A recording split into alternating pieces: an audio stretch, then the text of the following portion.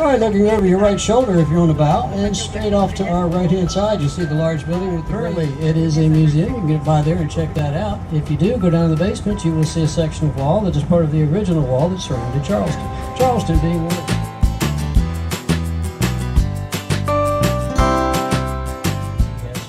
the 4 years earlier. All right, the black structure in the center, that was built in 1899 in response to the Spanish-American War, and at that time they had two 12-inch guns in place. Also during World War II, anti-aircraft guns were placed here for the defense of the coastline. All right, as we pass, you'll see the light colored squares, and those are the original cannon ports that have been bricked in. If you look at the flagpole, about halfway up, actually a little bit less than halfway, you'll see a black band, and that actually shows you how high the fort was when it was originally built. In 1948, Fort Sumter became a national monument.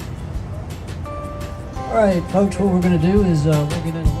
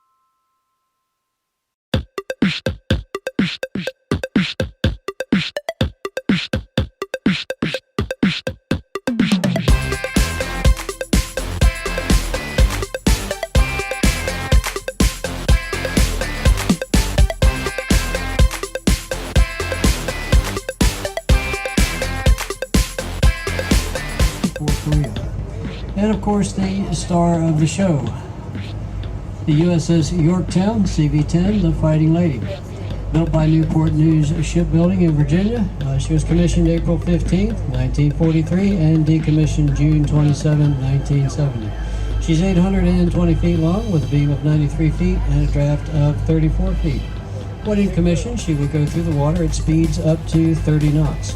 She carried a crew complement of 2,600 men with 90 aircraft. In the 1950s, she was modified for jet aircraft.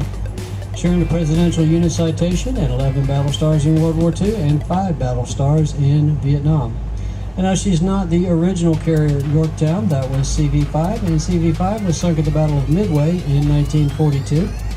And CV-10 at that time was on the ways to be commissioned Bonhomme Richard, but instead was commissioned Yorktown in honor of CV-5 and the men who served aboard her.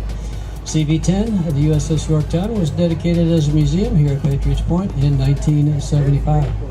CV-10 was also used in the classic war movie, Tora, Tora, Tora, and it was used for both sides of the battle scenes. And the way they pulled that off is they painted part of the ship in Japanese colors. And if you're my age or thereabouts, you will remember this. She was also involved in the recovery of space mission Apollo 8, October 16, 1968. And that was a mission when men first orbited the moon. Ladies and gentlemen, if you have time on your trip to Charleston, at least a half a day would be great to check out Patriots Point Museum. This is a really cool stop while you're in Charleston. There's a lot to see over here.